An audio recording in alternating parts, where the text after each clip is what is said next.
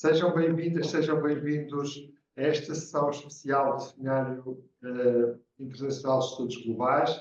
Hoje é com muita alegria e honra que recebemos os nossos colegas da Universidade de Paris Panthéon-Assas, com quem nós já temos uma tradição de cooperação no nosso programa de doutoramento em Estudos Globais, no nosso Centro de Estudos Globais. E temos desenvolvido trabalhos de investigação e também de docência em conjunto. Agradecemos muito a passagem destes ilustres colegas por Lisboa e, provavelmente, aceitaram fazer uma conferência conjunta sobre um tema da sua investigação. Dado aqui que temos professores que investigam e trabalham temas ligados aos meios de comunicação, e às grandes questões da comunicação do nosso tempo no quadro do espaço público. E vão ter um tema de grande relevância para os estudos globais, que é a questão do metaverso e da construção de discursos alternativos nas redes sociais. Nada mais contemporâneo e pertinente com o tema que nos preocupa para compreender um dos grandes desafios do mundo atual. Muito obrigado pela vossa presença. Desejamos as boas-vindas da bienvenue à vous, à notre université. C'est un plaisir de nous avoir votre présence ici. La parole est à vous. Très bien. Écoutez, c'est aussi un plaisir et c'est aussi un plaisir et un honneur pour nous d'être là dans cette magnifique université avec une salle vraiment somptueuse. Et nous remercions tout particulièrement le professeur Franco qui nous accueille le mieux du monde. Et donc, il nous a demandé de parler d'un sujet qui pourrait illustrer vraiment peut-être le plus ce qu'on pourrait appeler des études globales, puisque c'est un objet qui circule dans le monde entier et qui refabrique un monde entier. Alors, juste pour resituer le travail, nous venons, alors Jaircio da Silva et moi, Cécile Méadel, nous menons cette recherche, on va dire sociologique, sur le métavers. Et en fait, on vient tous les deux, enfin, on est intéressés tous les deux par la sociologie des sciences et des techniques, et en particulier des techniques de communication.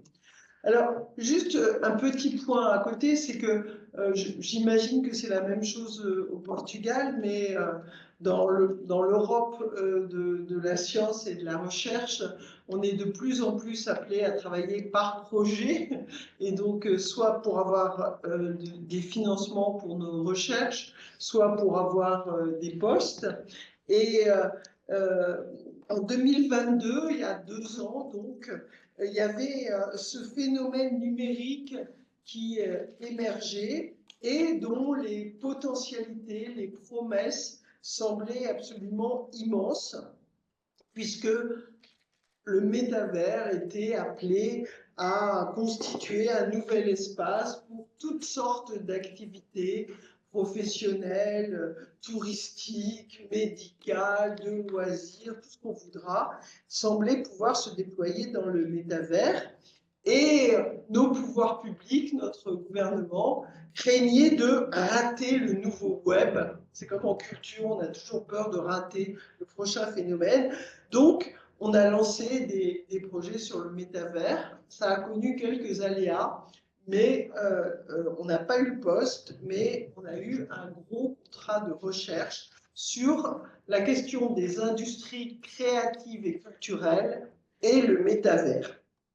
Or, ce métavers, il est beaucoup de choses à la fois, et c'est à la fois un objet technique, c'est un concept, c'est un service marchand, c'est une innovation, c'est un sujet de rapport public. Il y a déjà eu plusieurs rapports administratifs ou politiques sur le sujet, mais c'est aussi une métaphore, c'est industriel. Bref, quand on a commencé à travailler sur ce sujet, il fuyait de tous les côtés sans qu'on puisse vraiment dire le métavers c'est ça, sans qu'on puisse l'encapsuler dans une définition précise. Et donc, ne sachant pas trop ce qu'était le métavers, on a décidé avec Agersio d'essayer de le saisir à travers les discours publics. C'est-à-dire, plutôt que de dire le métavers c'est ça, est-ce que vous rentrez dedans ou est-ce que vous n'y rentrez pas, on a posé la question, on s'est dit, dans les discours qui se déploient dans l'espace public sur le métavers, eh bien, on va essayer de comprendre qu'est-ce que c'est que cette chose-là. Avec plusieurs approches théoriques qui accompagnent ça, l'idée que ces récits, ils s'appuient sur ce que Beckert appelle des anticipations fictionnelles, c'est-à-dire des discours qui présentent les innovations comme désirables et inévitables. Et c'est performatif, c'est-à-dire que la manière dont ces discours prophétiques ou science-fictionnels vont définir le métavers va venir en quelque sorte marquer la façon dont on va le définir. Le deuxième, c'est en fait, on voit qu'il faut agir comme si le futur imaginaire était déjà présent. Et un des sociologues des nouvelles écoles sociologiques, de la sociologie pragmatique, Francis Chateau-Renaud, explique que les dispositifs narratifs vont soutenir les visions du futur et vont nous aider à combler le fossé qui existe entre ce qui existe et ce qui est en devenir.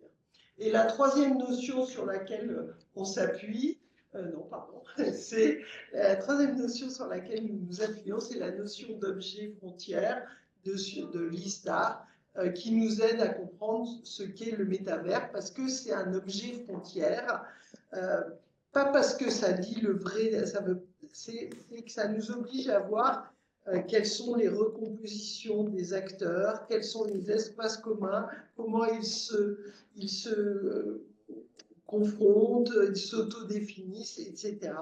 Et quelles sont leurs différentes dimensions. Donc, voilà, on a fait donc ce travail de description et maintenant on a décidé que comme on avait la chance d'avoir un locuteur portugais, ça serait plus confortable pour tout le monde. Alors, il n'est pas portugais, il est brésilien. Donc, voilà, il va falloir que vous fassiez quand même un petit effort pour le comprendre. Mais on a décidé que la suite de notre communication serait en brésilien. Et c'est la première communication brésilienne de Gersio. Donc, merci d'avance de lui réserver votre meilleur accueil. Merci, obrigado pelo convite, obrigado pela oportunidade. Então, a minha primeira comunicação em português, então não estou muito certo se vou usar as expressões certas, porque eu fiz toda a minha parte acadêmica na França, então acaba que os termos são próximos, ao mesmo tempo não dizem as mesmas coisas. Mas, então, como a minha colega Cecília explicou, a gente entendeu que o metaverso estava aparecendo nas mídias como um debate, principalmente a partir de 2021, com o lançamento da política política de organização de empresa do Facebook. E então várias definições do metaverso começam a circular e então nós não gostaríamos de criar uma nova, porque essa nova definição vai simplesmente aparecer no meio de tantas outras. Então a nossa ideia foi de começar a fazer uma cartografia das definições do metaverso que existem, para poder entender o que a gente, quando a gente fala de metaverso, quais são as definições e o que finalmente a gente gostaria de falar. Esse trabalho de cartografia ele passa justamente uma ideia, como a Cecília falou, de descrição, c'est-à-dire de poder identificar quem são os atores que falam do metaverso, como eles falam do metaverso, como isso é colocado de forma nas mídias, como é apresentado essa definição pelas mídias. Esse trabalho de cartografia ele pede justamente uma lógica que a gente chama de simetria, que é justamente o fato de não decidir qual seria a melhor definição. E colocar todos esses atores e definições numa mesma igualdade para poder... princípio da sociologia. Ouais, c'est ça. C'est un princípio da sociologia pragmática, da sociologia de ciências, da sociologia actor-réseau, actor-network theory. Sei lá, Latour. Então, a ideia é de partir justamente com essa ideia da simetria, claro, sabendo que os atores, na prática, não são simétricos, mas para poder entender como uma noção, um conceito circula em diferentes espaços, precisa, pelo menos em princípio, colocar todas essas definições em igualdade para poder entender realmente como elas se articulam, como elas vão se contradir, como pode surgir mesmo uma controvérsia dessas discussões. E a gente também fez uma escolha de pensar a questão do espaço mediático, do espaço público, de forma mais, eu não tenho a palavra em português, elargir, mais abrangente. Exatamente. Então, uma forma mais abrangente seria pensar os atores midiáticos, mas também políticos, mas também acadêmicos e também tudo isso que articula de uma forma ou outra as coisas que se passam fora e dentro dos espaços digitais. Então, pensar isso de uma forma articulada e não pensar como setores que trabalhariam de forma completamente independente. Para fazer isso, a gente passou por 3 etapas diferentes.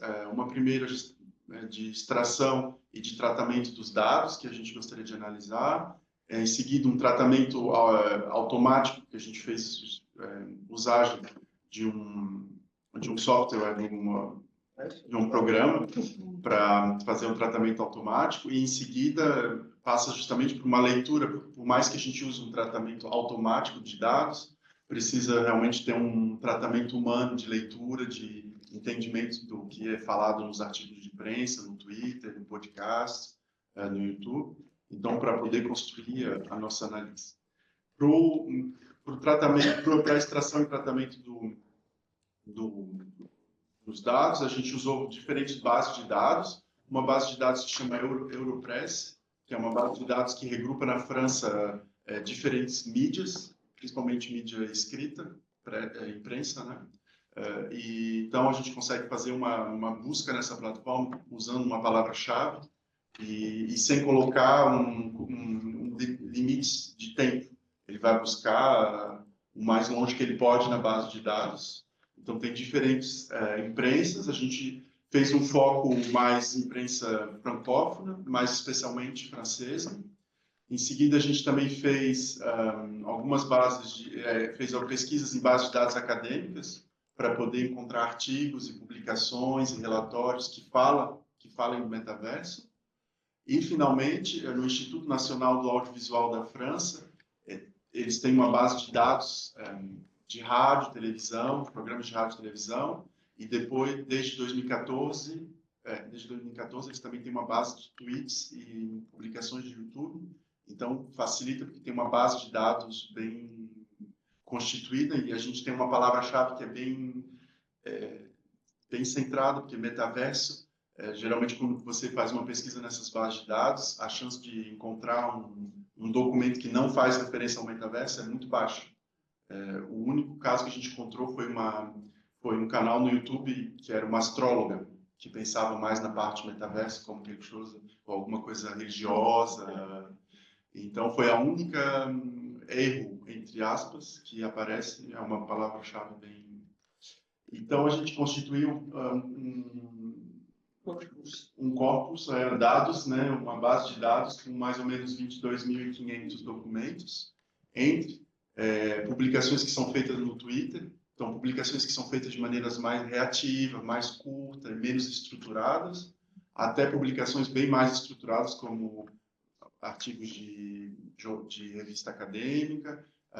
Também a gente coletou dados de podcast, de emissões de televisão, de rádio, de YouTube. Então, na verdade, a nossa ideia era circular em diferentes espaços e ver como o termo metaverso foi utilizado para dizer o quê e por quem, para entender um pouco do que a gente fala quando a gente fala dessa nova tecnologia, ou como a Cecília falou, do futuro da internet, que foi bastante usado como argumento.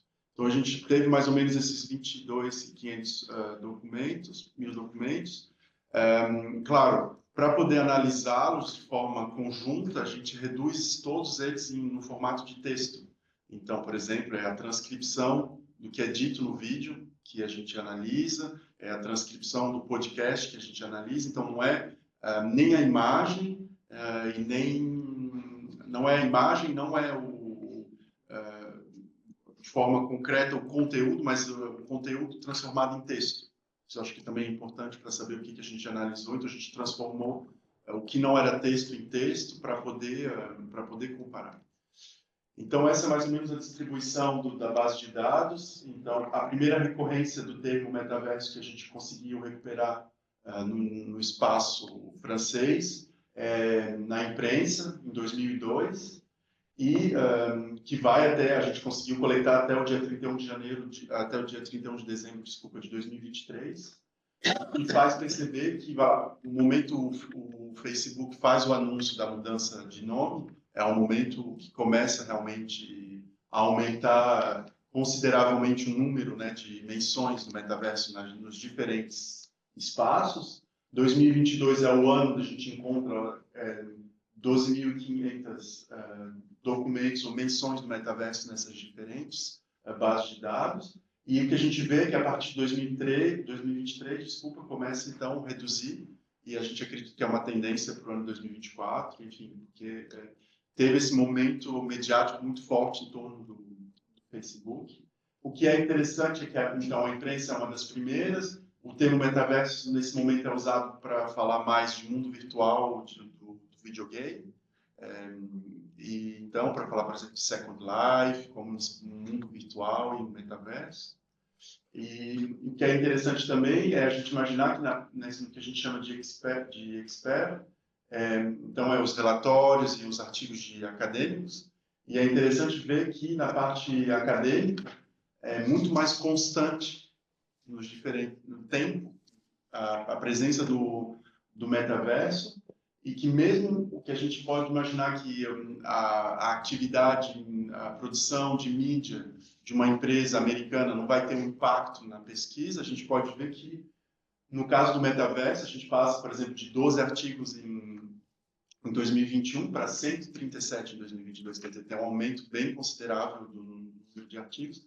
Então, uma presença mesmo dessa agenda das mídias, né, que tem uma certa forma de repercussão naquilo que é produzido, pelo menos nessa área do metaverso. A gente usou um software que se chama GarContext, que é justamente um software que é livre, que foi produzido justamente num instituto público de sistema complexos de Paris, e é um software que usa, na verdade, a probabilidade que duas palavras elas estejam juntas ou próximas na mesma frase. Então, ele faz um cálculo de probabilidade de que essa palavra vai estar próxima dessa na frase. E c'est différent, c'est spécifique. Na verdade, ele vai procurar palavras que trazem uma especificidade, justamente, para poder fazer esse cálculo, o que faz com que o gráfico que a gente vai mostrar em seguida é um gráfico que é gerado pelo software, nessa base de cálculo de ver quais são as palavras que são próximas, mas também essas que estão mais longe uma das outras, em que, no caso do metaverso, ajuda a entender as diferentes definições, porque a gente vai ter 4 grupos diferentes de palavras que vão estar bem próximos umas das outras e que ajudam um pouco a entender. Claro, esse trabalho ele é automático, é um cálculo de probabilidade, mas a gente precisa fazer uma leitura mesmo dos documentos, e esse software ele é interessante porque a gente consegue fazer uma leitura de documento por documento para ver por que ele escolheu essa palavra, por que ele não escolheu outra, e criar uma lista de termos que seria interessante dele poder poder mapear. Então, a gente conseguiu, né, na verdade, fazer essa leitura exploratória, que a gente chama, e mais analítica dos documentos. Claro, quase impossível de consultar os 23 mil, mas fazendo uma leitura que a gente chama de raisonnement par épuisement, que quer dizer que a gente chega um momento que a gente entende o que a gente está lendo, confirma mais do que a gente já entendeu, do que traz novas informações ou novos dados. A gente acabou escutando todas as emissões de podcast, então os dados que eram menores, a gente consegue ter uma qualidade, uma qualitativa melhor, e os outros a gente fez essa leitura mais analítica. Os dados que a gente vai mostrar, o que eu acho interessante dessa frase da Suzanne Starr, é que ela diz que uma cartografia ela não precisa ser exata para ela ser útil. Ela pode ser usada justamente para começar uma conversa e debater e trazer justamente elementos que podem ajudar na discussão. Então, acho que a nossa ideia de não criar uma definição nova do metaverso é também essa de dizer que a nossa cartografia ela vai ser apresentada aqui para ser discutida, para ser debatida, para ser conversada, e que não é uma coisa totalmente estável, que traz uma única forma de entender o metaverso. Então, é uma forma também de se posicionar. Então, esse é o primeiro resultado, né, da cartografia com GargonText. Então, ele fez esse cálculo das palavras que são próximas umas das outras e as palavras que também são distantes. E lá a gente consegue entender que tem 4 grupos que se estruturam melhor nessa cartografia. E que é interessante que eles se estruturam de uma forma bem definida. Então, da maneira como os dados foram analisados. Então, a gente vai juntar um por um para poder discutir. O que é importante entender é que não é a conexão dos atores, não é a conexão das pessoas, é a conexão realmente do texto, é a conexão das palavras. Então, da forma como o metaverso é apresentado na França, na imprensa, no Twitter, no YouTube, não, que é realmente o conteúdo. Não é uma conexão de pessoas ou de atores, é uma conexão mesmo de texto e de definição. Então, o primeiro grupo de palavras, ele é interessante porque na verdade, ele vai trazer uma série de tecnologias sem que a gente, no primeiro olhar, consiga entender por que elas estão tão próximas e todas juntas. Então, tem, por exemplo, realidade virtual, realidade aumentada, inteligência artificial, blockchain, NFT, criptomoeda. Então, tem uma ideia mesmo de trazer. Tem um jogo, tem um videogame. Fala videogame em português de Portugal? Sim. Então, videogame. Então, ele traz todas essas tecnologias de uma forma meio próxima e conectadas. Então, o grupo de palavras que a gente vê assim que traz diferentes tecnologias juntas. Então, a gente começou realmente a tentar entender por que essas tecnologias elas aparecem de maneira tão articuladas e próximas quando a gente fala do metaverso. Quer dizer, o momento que alguém vai definir o metaverso, ele faz usar de maneira sistemática de inteligência artificial, blockchain e realidade virtual de maneira muito próxima uma das outras. E a segunda questão é a pergunta de saber se a gente pode criar uma espécie de hierarquia entre essas diferentes tecnologias ou realmente elas aparecem todas juntas. Primeiro, a gente, com essa ideia de saber por que essas tecnologias aparecem nesse primeiro espaço, é a ideia realmente do metaverso, de uma transposição do mundo físico ou do mundo não conectado para espaços digitais e conectados. Então, quando a gente pensa nessa transposição de uma realidade física para uma realidade virtual, tem a necessidade realmente de articular várias tecnologias, porque são diferentes dimensões em termos de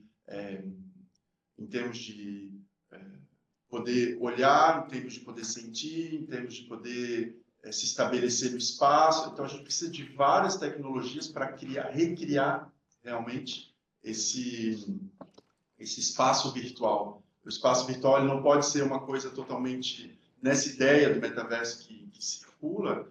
A gente precisa de uma tecnologia imersiva para ter essa sensação imersiva no sentido de sensorial, do senso, né, da audição, da visão, do corpo, do tocar, a forma também, por exemplo, de ter que, com a questão, por exemplo, do Web3, de poder fazer de forma descentralizada, quer dizer, trocar informações, vender objetos. Então, nessa ideia de transpor a maneira como a gente se relaciona no espaço físico para um espaço virtual, ela não pode, ou ela não pode, talvez seja muito normativo, mas na maneira como o metaverso é apresentado, ela não consegue ser feita com uma única base tecnológica. Ela precisa de várias bases tecnológicas diferentes para trazer diferentes dimensões dessa ideia de um mundo outro que é recriado virtualmente.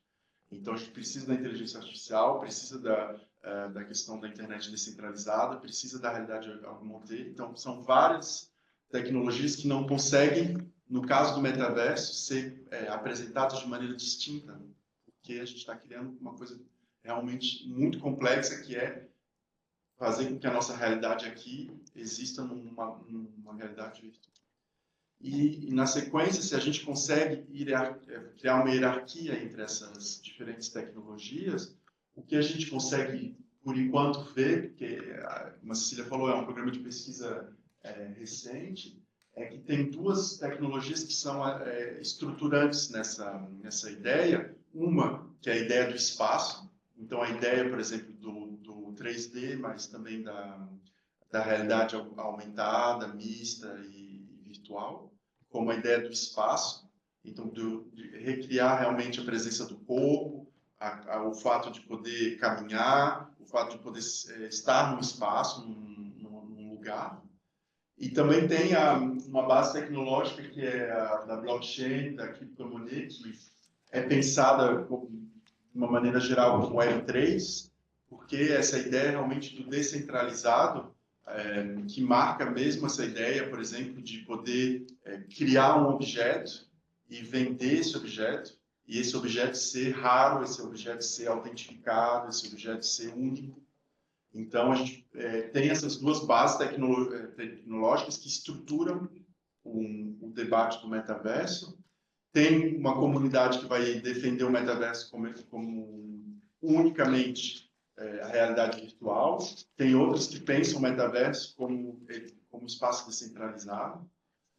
E as outras tecnologias que a gente vê aparecer, elas são tecnologias que cruzam, na verdade, elas estão no cruzamento dessas duas outras, porque tanto para criar espaços 3D ou de realidade aumentada, como para criar tecnologia descentralizada, precisa realmente de um desenvolvimento da inteligência artificial, precisa realmente de um desenvolvimento de conexão à internet, precisa de um espaço de cloud computing. Então, tem tecnologias que são, não é que elas são acessórias, mas elas irrigam essas duas outras.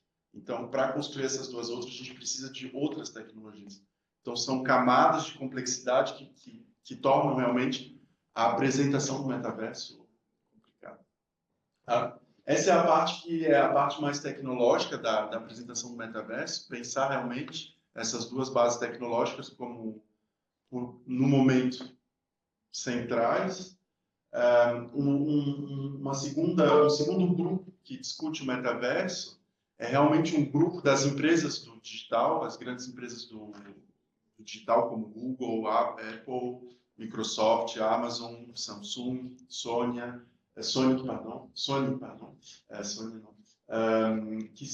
que usaram justamente o termo metaverso para falar dos produtos que elas fornecem.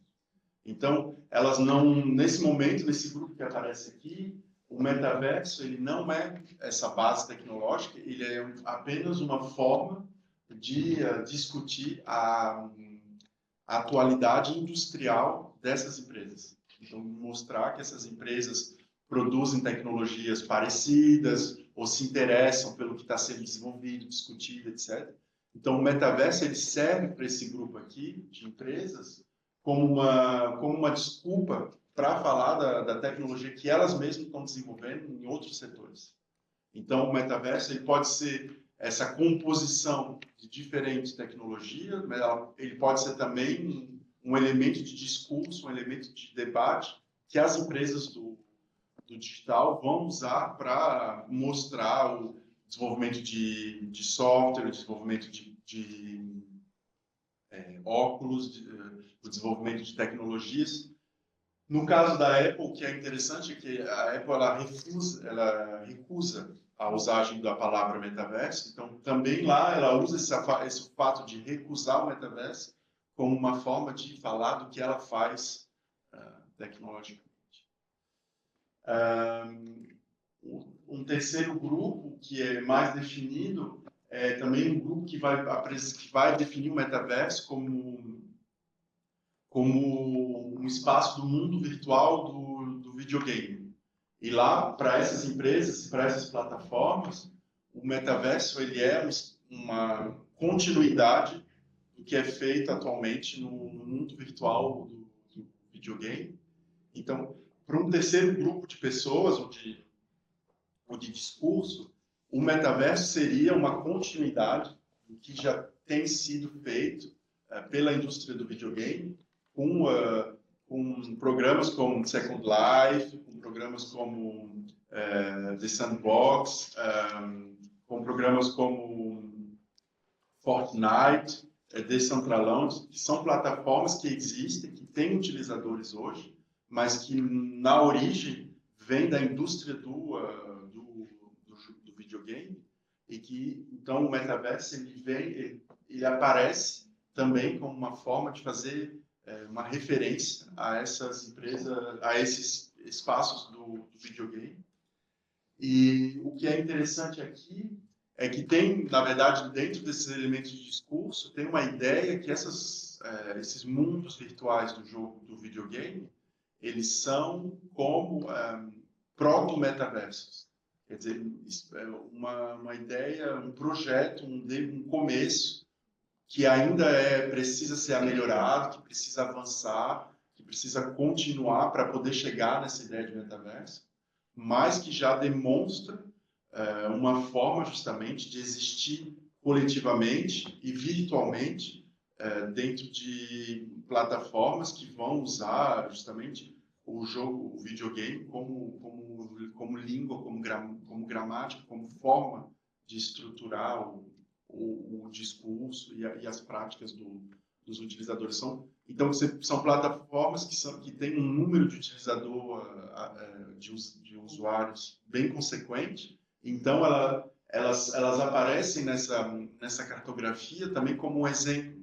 Então, por exemplo, quando alguém vai definir o metaverso, ele vai talvez falar de coisas que ainda são no futuro. Então, para ilustrar essas ideias que ainda não são materiais ou concretas, ele usa um exemplo do videogame, do mundo virtual do videogame, para dar essa imagem do que poderia ser, do que vai ser o metaverso. Então, a gente, por enquanto, tem 3 formas de falar do metaverso. Uma é uma composição como quase que um monstro de várias bases tecnológicas. Uma segunda, que o metaverso é apenas uma forma de falar da atualidade de indústria. E uma terceira, que é o metaverso como uma continuidade do que é feito hoje pela indústria do videogame. Alors, o quarto, que é o que nos interessa talvez mais no nosso caso, no nosso projeto de pesquisa, é esse que traz o metaverso como um espaço de experimentação. E aqui a gente vê realmente o metaverso como um espaço de experimentação para a educação, para a formação, e particularmente que entra para o que a gente chama de indústrias culturais, que é o museu, a música, o cinema. E isso aparece de 2 formas nessa cartografia. Primeiro, a indústria cultural como uma forma de imaginário do metaverso. E aí é o cinema de ciência ficção, a literatura de ciência ficção que é utilizada para, então, na definição do metaverso, ela é utilizada para mostrar realmente para explicar o metaverso. Então, vai falar, por exemplo, de Matrix, vai falar, por exemplo, de Ready Player One, que são filmes da ciência ficção que mostram uma realidade distópica, que pensa o metaverso como alguma coisa de um futuro catastrófico, ou vão pensar o metaverso também como uma coisa transhumanista, na ideia de que as máquinas e a tecnologia vai substituir o homem. Nessa ideia de transhumanista, o que é interessante é que esse discurso transhumanista, no caso do metaverso, mas em outras tecnologias como a inteligência artificial, ele serve bastante para as empresas do digital como um valor. Quer dizer, elas, no espaço público, elas são apresentadas como empresas que estão desenvolvendo alguma coisa de muito importante, de muito grande, com muito poder. O que aumenta para elas o valor simbólico, mas também o valor financeiro. Quando a gente, no discurso midiático, diz a inteligência artificial vai substituir os empregos, de uma certa forma, o que a gente está dizendo é que a OpenAI ela detém uma coisa muito forte, muito importante, que acaba reforçando a imagem e o poder dela simbolicamente, mas também materialmente. Então, esse discurso transhumanista de ciência ficção, ele é ambivalente porque, de uma forma, ele traz uma forma de ver o metaverso, mas ele, de uma outra forma, diz o que essas empresas estão desenvolvendo é algo que é revolucionário, que vai substituir o homem. Então, tem uma forma também de ganhar importância no espaço da discussão. E a segunda forma, que é essa que, junto com a Cecília, a gente está estudando e tentando entender melhor a partir de agora, é a indústria cultural. Então, como que a indústria cultural hoje é um espaço de experimentação para projetos na área, justamente, do que a gente pode definir de uma maneira larga ou de uma maneira abrangente, como do metaverso. Então, essa ideia realmente de criar experiências mais imersivas, mais interativas, e como isso realmente pode ser um começo das pessoas que a gente encontra, vamos falar justamente de um começo de uma nova mídia, ou de uma nova linguagem midiática, e que não é só o fato de transpor a realidade para o virtual, mas de criar no virtual uma outra forma de expressão artística, midiática, cultural. E aí, então, tem uma comunidade que a gente conseguiu identificar na cartografia, e aí, em seguida, realmente, que a gente começou a pesquisar. A nossa entrada realmente foi o metaverso de uma maneira mais abrangente, mas o que a gente nota é que a gente acaba encontrando mais profissionais. A gente começou a fazer entrevistas com profissionais que desenvolvem o que eles chamam de metaverso. E o que é interessante é que o setor da realidade aumentada é um setor hoje, pelo menos na França, e a Cecília vai falar do Quebec, de Montreal, que é o mais desenvolvido, que reivindica mais essa etiqueta metaverse. Alors, ce qu'on n'a peut-être pas dit, c'est que le programme de recherche a commencé, il vient d'être lancé au mois d'octobre. Ouais. Donc, le travail qui a été effectué de cartographie du métaverse était préalable en quelque sorte à l'enquête. C'était pour essayer de comprendre de quoi on parlait. Mais l'enquête a vraiment commencé là, il y a peu de temps. Et on avait commencé aussi à faire quelques entretiens en France. Et quand on parlait à nos interlocuteurs de tous les aspects du métavers, ils nous disaient toujours, bah, écoutez, vous devriez aller voir à Montréal parce que c'est vraiment la ville où se développe le métavers. C'est une ville qui était reconnue pour les effets spéciaux cinématographiques, le jeu vidéo, la réalité virtuelle, l'intelligence artificielle. Donc, vous devriez aller voir. Et donc, on a fait une enquête de terrain on a rencontré une dizaine d'acteurs il y a 2 mois, il y a 1 mois et demi, je ne sais plus. Et donc, on s'est quand même demandé qu'est-ce qui permet le développement d'un monde du métavers, des métavers, dans le microcosme québécois, alors qu'à ce moment-là, en France, on disait le métavers, c'est un échec. Et un journaliste de notre enquête disait, et heureusement, c'est un échec. Et en même temps, il nous disait, mais à Montréal, ça marche très bien. Donc, on est allé voir, et je vous livre quelques conclusions qui sont très intermédiaires. D'abord, la première chose, c'est juste qu'il y a un écosystème qui est à la fois dense et multiple. La première chose, c'est que, un peu contrairement à l'opinion qu'ont les Français de l'Amérique du Nord, le financement public était là et il était extrêmement important parce qu'au Canada, depuis une vingtaine d'années, tous les projets audiovisuels qui sont financés doivent comporter un volant numérique. Alors, au début, personne ne savait trop ce que ça voulait dire, on ouvrait un site web, etc. Mais bref, il fallait ils finançaient des gens qui avaient la capacité, et on a bien aimé la formule, de raconter une histoire en codant. Et donc, probablement, c'est ces financements obligés qui ont construit un écosystème multiple, avec d'un côté des sociétés multiproduits qui vont travailler à la fois pour le marketing des grandes entreprises, pour la culture, pour la publicité, etc. Par exemple, des PT. Et alors, soit c'est vraiment, ils veulent faire de tout, soit ils font du marketing pour payer la culture, peu importe, mais en tout cas, ils font tous les projets possibles. Et puis à côté, on a un certain nombre d'entreprises qui, au contraire, vont vraiment agir comme des entreprises culturelles. Et par exemple, celle qui est la plus connue, c'est Félix et Paul, qui fonctionne sur l'idéal type du cinéma, c'est-à-dire une société de production cinématographique, mais c'est du cinéma transformé. Leur objectif, c'est vraiment de construire un catalogue d'œuvres qui pourront alimenter le marché domestique et le marché du métavers le jour où il existera. Et ils ont un projet phare pour lequel, enfin, c'est pas un projet d'ailleurs, un truc, une réalisation. Ils ont une réalisation phare qui est l'infini.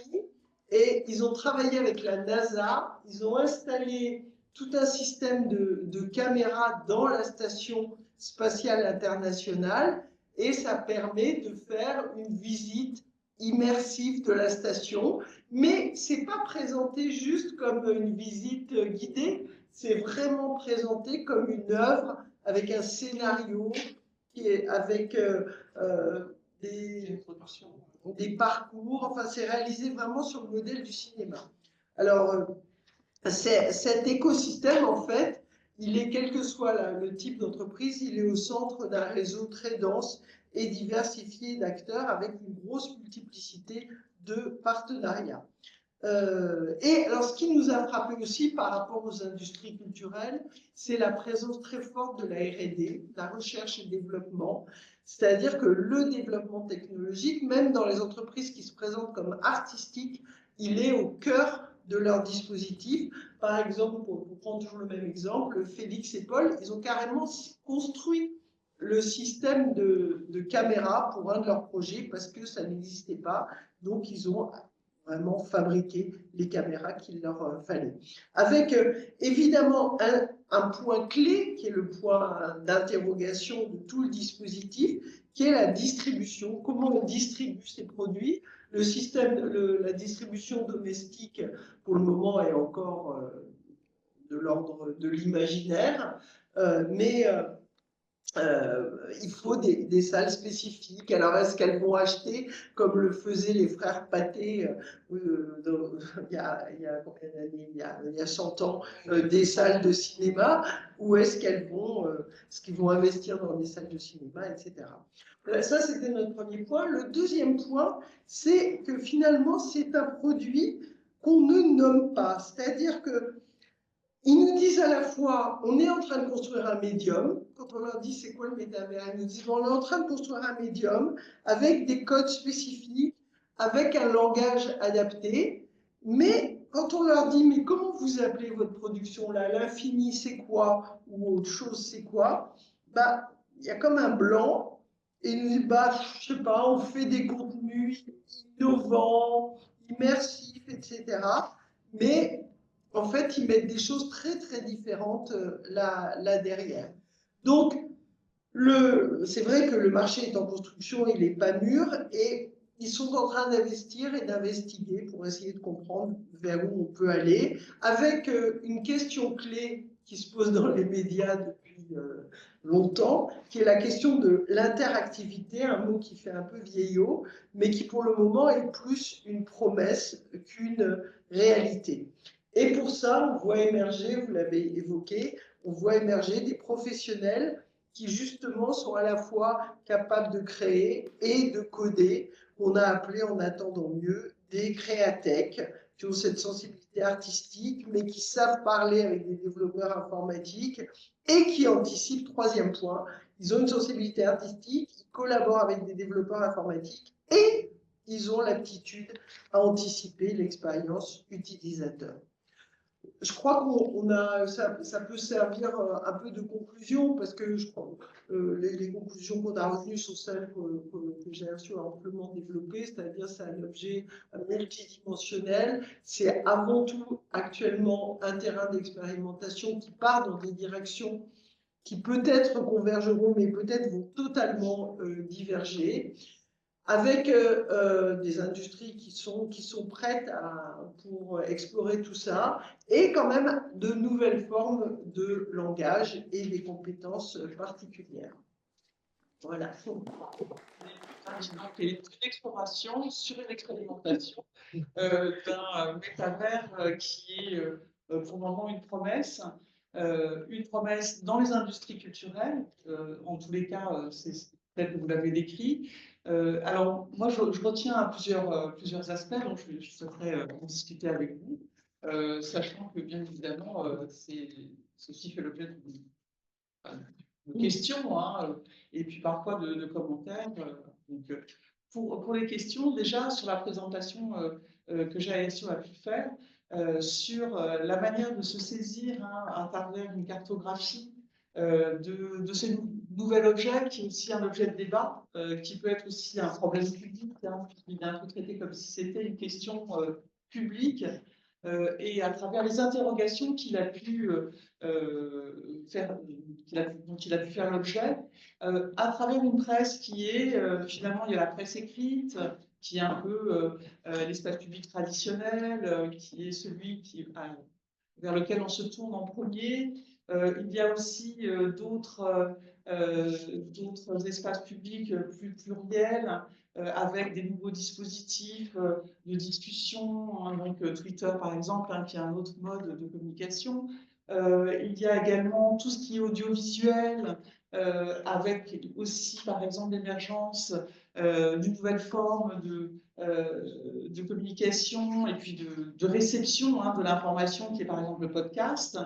Donc là, il y a une multiplicité à la fois d'objets, d'espaces de discussion, sans forcément qu'il y ait une hiérarchisation entre ces différents espaces, et sans qu'on sache comment ils s'enchassent les uns avec les autres, de façon, dans l'évolution, dirais-je, du débat et la discussion que vous avez suivie entre, il me semble, début des années 2000, où il n'apparaît pas grand-chose, et 2022-23, où là, on voit qu'il y a un pic, hein, très important dans le nombre de publications qui ont traité du métaverse, et avant un peu de retomber, il me semble, enfin c'est ce qui semble en 2023, où en tous les cas l'intérêt décroît très sensiblement, sans que ça laisse présager du fait que peut-être dans 2 ans, ça repartira, ou même ne serait-ce que cette année. Donc là, moi, en fait, la question que je me posais, la première question, c'est lorsqu'on admet ce principe de symétrie et sur un nombre, une masse si importante de documents, est-ce que finalement on ne se saisit pas de la hiérarchisation qui est faite de ces différents débats dans les espaces publics? Et est-ce que là, il n'y a pas une difficulté en fait, intrinsèque méthodologique, ou plutôt on se dit, bon, on fait d'abord une cartographie, et après, on va voir là où il y a les clusters les plus importants, où il y a une polémique, une controverse les plus fortes, et on va finalement traiter, analyser, faire des focus plus importants sur ces clusters qui apparaissent être les plus prégnants dans ce que vous avez construit. Alors ça, c'est la première question. La deuxième, eh bien, c'est est-ce que si vous aviez comparé avec d'autres espaces, parce que là, c'est l'espace médiatique, et on pourrait imaginer que vous auriez pu vous dire, bon, bah, ça serait intéressant de voir ce qui se passe dans l'année 2022-2023 dans les publications scientifiques, par exemple informatiques, enfin, essayer de recomposer un espace académique en quelque sorte, qui serait moins les experts qui sont présents quand même dans ce que vous avez décrit dans votre cartographie, qu'un espace académique où il y ait des scientifiques au sens plus académique du terme, ou aux frontières de ce qui serait l'informatique et puis les sciences du numérique, etc., pour voir eux comment ils se sont saisis de cette question et comment ils en débattent entre eux pour faire un contrepoint, des contre-champs. Voilà, bon, ça c'était aussi une question que je me posais. Peut-être que vous avez envisagé de le faire, mais on ne peut pas tout faire en si peu de temps. Ça, c'est les 2 premiers points sur lesquels j'aimerais bien vous entendre. Parce que bon, il y a. Le deuxième, c'est plus facile parce Oui. qu'en fait, il y a une petite erreur dans un des schémas. En fait, les points de vue experts et scientifiques qui sont bien. Sont déjà Ce qu'il y a, présents. c'est qu'on a mis par erreur documentation grise. Mais Ah, en fait, d'accord. dans documentation grise, il y a à la fois la littérature scientifique, les rapports publics et c'est tout. Donc en fait, ils sont bien présents. La Après, première question. ouais, non, mais on a regardé justement. A pergunta é se a gente, a segunda pergunta é se a gente conseguiu, por exemplo, se concentrar melhor no espaço acadêmico para entender como a discussão se organiza entre, por exemplo, ciências sociais e ciências informática, matemática, enfim, ciências, não sei como fala outro grupo em português, mas ciências sociais e os outros. Então, é verdade que a gente juntou nessa ideia de expertise, relatórios e artigos para poder analisar de uma forma conjunta, mas no primeiro momento dessa leitura exploratória, a gente também olhou por cada grupo de dados de maneira poder olhar. Não tem uma diferença sensível quando a gente olha isolado, mas o que é talvez mais interessante na parte acadêmica e expert é que há diferença entre realidade virtual e descentralização Web3, ela é bem acentuada. Então, na maneira como os acadêmicos trabalham no metaverso, é menos confuso essa junção tecnológica. É mais comunidades que vão falar realmente da realidade virtual e outras que vão falar da descentralização Web3. Essa diferença, quando a gente junta, elas aparecem bem próximas, mas se a gente olha só os acadêmicos e os experts, que têm os relatórios juntos, essas duas diferenças, elas são mais distintas entre descentralização. Merci beaucoup à tous les deux de cet exposé. Je m'excuse pour la plupart des étudiants, je vais aussi parler en français. Mais Mais éventuellement, Jairso da Silva pourra résumer parce que je ne vais pas être très long non plus. Il y a deux choses qui m'intéressent. La première, Valérie a insisté dessus. C'est la chronologie que vous avez montrée des publications. Elle est fascinante. Et elle touche, j'ai l'impression, à la croyance dans ce système, qui est très intéressant. Qu'est-ce qui fait qu'à un moment donné, on a une croyance dans l'idée que ce deuxième monde, cet autre monde, ce monde virtuel, va devenir le lieu absolu de recomposition de notre monde. Je dis ça parce que j'ai le souvenir que nous, universitaires, à l'université Panthéon-Assas, à un moment donné, on était convaincus qu'il fallait que notre université passe sur le métavers parce que sinon, on allait être distancé par les autres universités anglo-saxonnes et internationales. Et on a eu une petite commission qui réfléchissait à quel prestataire on doit chercher, quelle forme il faudra donner. Et au bout d'un moment, tout ça s'est arrêté.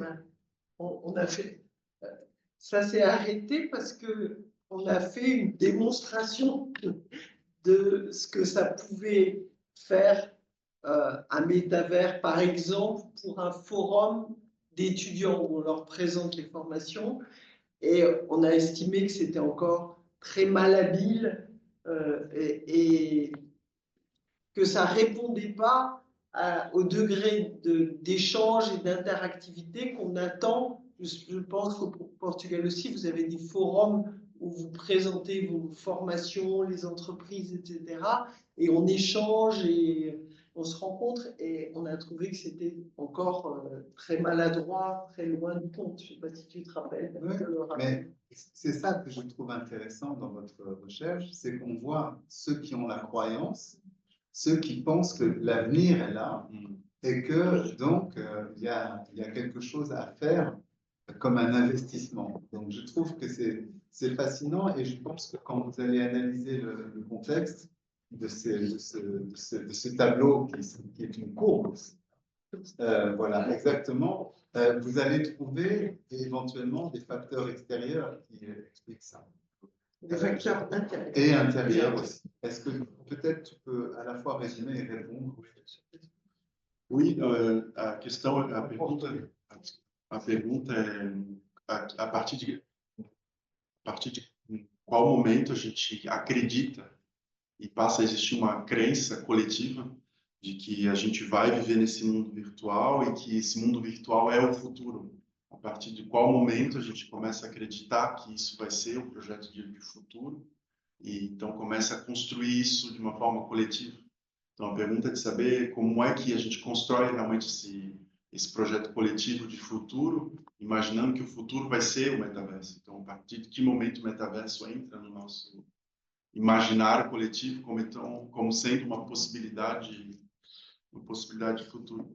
Eu acho interessante, mas o que eu acho assim que não responde, mas que traz dois elementos. Primeiro, eu acho que todas essas a maior parte dessas empresas são americanas. Então tem um sentimento de a gente precisa chegar antes lá do que eles, porque a gente já perdeu o Web 1, já perdeu o Web 2, então a gente quer de uma certa forma estar nesse futuro, como Europa, enfim, como diferentes países. Eu acho que tem uma forma que é geopolítica, de debate, de discussão. A gente perdeu até aqui, como é que a gente faz para ganhar lá? Então, de começar a acreditar no que falam os atores americanos, porque a gente também quer chegar nesse futuro e chegar talvez antes, e encontrar uma solução antes. Mas o que eu acho que é mais nessa ideia de futuro, que eu acho que o metaverso trouxe, mas de uma forma errada, é uma ideia do metaverso como sendo alguma coisa de hegemônico, que toda a nossa realidade vai ser transposta para o virtual. E o que a gente tem visto nessa pesquisa é que não é toda a realidade, mas é que é parte de algumas coisas que essa tecnologia pode servir. E no caso da educação, talvez tenha menos sentido de criar um metaverso para ter aula, mas, por exemplo, para alguns tópicos, como para medicina, como para projetos complexos de engenharia, como para treinamentos, por exemplo, de alto risco, o metaverso serve para que essas pessoas consigam, por exemplo, ser treinadas. Então, talvez para alguns setores ele seja adaptado. A aviação já fazia. A aviação, por exemplo, para fazer treinamento de guerra militar, que é de alto risco, começa a acontecer. Então, eu acho que o que traz a confusão é pensar que ele é holístico, que ele é hegemônico, que é uma coisa que vai ser completa, e não pensar como uma mídia que vai servir para alguns setores, para algumas partes. Como, por exemplo, os projetos de engenharia mais complexos internacionais, essa tecnologia permite que empresas de diferentes países trabalhem juntas no mesmo projeto de engenharia muito complexo, sem que essas pessoas viajem, se encontrem. Então, eu acho que talvez o que entra que vem um pouco talvez esse imaginário da ciência ficção, de que vai ser holístico, que vai ser um mundo inteiro conectado no mundo virtual, e o que a gente tem visto com os profissionais é que partes e momentos e coisas que podem ser interessantes nesse espaço. E uma coisa que eles falam sempre é colocar a Mona Lisa no metaverso. Qual é o interesse de entrar no metaverso para ver um quadro que existe num espaço? Mas de qualité, en plus. De qualité, e uma qualidade estética que vai ser sempre pobre perto da real, do físico, né? Mas então pensar como criar experiências próprias, culturais, que vão ter uma linguagem própria. E é isso que a gente entende como metaverso, como um espaço de experimentação, porque eu acho que a gente está nesse momento de experimentar coisas e ver realmente o que vai funcionar para alguns setores e talvez não para outros. Enfim, eu acho que essa ideia holística que foi mais... Alors, c'est intéressant parce que ça me renvoie à une deuxième remarque que je voulais faire à partir de votre exposé. C'est que j'ai eu l'impression, à vous entendre, que la dimension financière et économique était beaucoup moins présente que les volumes que ça représentait. À un moment donné, on disait que c'était 50 milliards investis dans le métavers. Par comparaison, j'ai regardé le montant supposé des investissements de l'Arabie Saoudite pour faire leur live, pour faire leur ville du futur. C'est 500 milliards. Et par comparaison, on sait que pour l'intelligence artificielle, c'est encore plus énorme. C'est plusieurs milliards, dizaines de milliards, centaines de milliards qui sont investis. Donc, ce que je me demandais, c'est est-ce qu'au fond, le métavers n'a pas constitué une forme de pré-test d'investissement collectif global et qu'au fond, ceux qui ont emporté la mise, c'est l'intelligence artificielle, ou est-ce qu'il n'y a pas du tout de rapport entre ces deux logiques qui se sont mises en place? Oui. Primeiro, então, acho que tem duas. A pergunta é sobre a dimensão econômica, e durante um bom tempo a gente ouviu realmente anúncios de investimentos grandes, de 600 bilhões de dólares, enfim, tecnologias do metaverso. Então, entender como é que por que a gente investe tanto e qual é o retorno e como é que funciona esses investimentos. Eu acho que tem a parte, como a Cecília estava falando, da dimensão investimento industrial, porque lá, nesse sentido, por exemplo, se a gente entende o metaverso como a realidade aumentada, precisa desenvolver industrialmente o casco, o óculos. Então, lá tem um investimento, mas não significa... En fait, o investimento é em diferentes camadas. Primeiro, para desenvolver o dispositivo, depois para desenvolver outras áreas tecnológicas, e o que chega realmente no Saturno, né? Então, por exemplo, o que a gente viu no Montreal é que no começo realmente foi as empresas como Facebook que investiram nos criadores de conteúdo, que eles produzissem conteúdo para o óculos deles. Então, essa questão da dimensão econômica, ela ainda está muito relacionada com o desenvolvimento do dispositivo, um desenvolvimento industrial, que não chega ainda em camadas ou que chega de outra maneira para os profissionais que trabalham com produção de conteúdo, ou com criação, etc.